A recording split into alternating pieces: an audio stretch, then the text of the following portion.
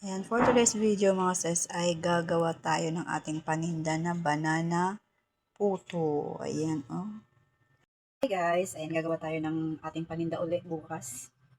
Banana puto mga sis. Ito meron tayong lakatan dito na 10 pieces na overripe.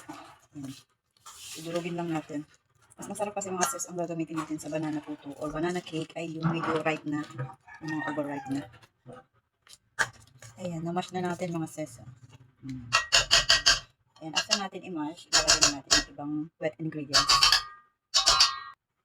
Ilalagay natin yung ating brown sugar na 1 and a half cup. Ayan, lagay natin yung ating 2 egg. Yung ating vanilla na 1 teaspoon. Ayan. Yung ating 1 cup na evaporated milk or pwede mo gumamit ng fresh milk. At yung ating 1 cup na cooking oil.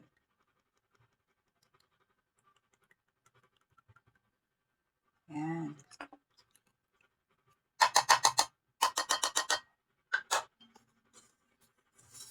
Then, mix na natin mga sis until mix lahat ng mga ingredients. Para matunaw din na din yung asukal. Ayan, hinalo ko na dito yung asukal dito sa ating wet ingredients para matunaw na. Ayan. Ito naman yung ating dry ingredients. Ito yung ating dry ingredients mga sis. 3 cups na all-purpose flour. Lalagyan natin ng 1 teaspoon na iodized salt. 1 teaspoon din na baking soda. Ayan. Hindi na ako maglalagay dito ng baking powder. Baking soda, okay lang. Okay na yun. Aalsa na yan mga sis. No need na baking powder. Ayan, ilalagay na natin yung ating dry ingredients dito sa ating wet ingredients. Ayan.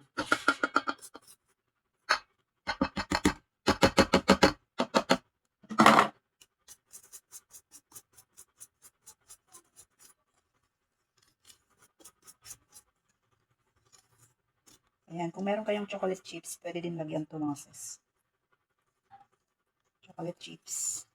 Yung mga nuts. Ayan, pwede din. Yung mga raisins, ganyan. Pero hindi ko nalalagyan to kasi pang 7 pesos lang naman ng isang puto. Banana puto ito. Cheese lang ilalagay ko.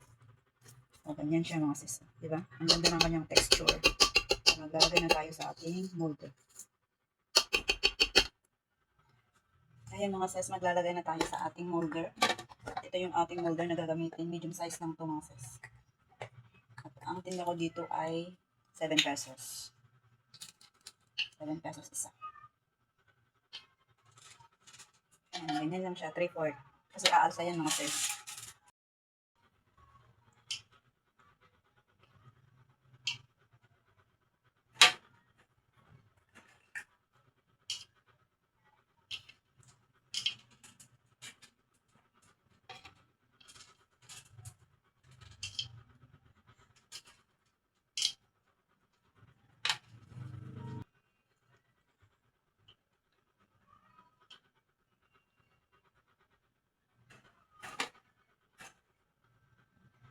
Ayan na siya, oh.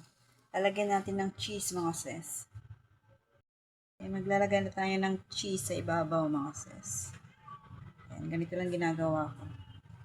Ito yung paninda ko araw-araw, mga sis, doon sa my court namin. Titinda ako ng almusal, spaghetti, pansit, puto, kutsinta, ganun po. Yun ang araw-araw na routine natin. Hindi nga lang ako nakapag-video gawa minsan. Sobrang dami na nang gawain, hindi ko na mapagsabay-sabay. Kaya ngayon lang ulit naka-video. Ayan guys, i-steam natin to ng about 15 minutes dun sa ating pinakulong tubig sa ating steamer. Ayan na siya mga sis. Ayan, nilagyan ko lang ng tela para hindi matuluan ng tubig. Ayan ang kanyang apoy. Medium fire lang. Ayan, medyo mahangin. Ayan na mga sis, oh. After 15 minutes, eto na po. Luto na po siya. Oh, 'di ba? ganda ng kanyang pagkakaalsa.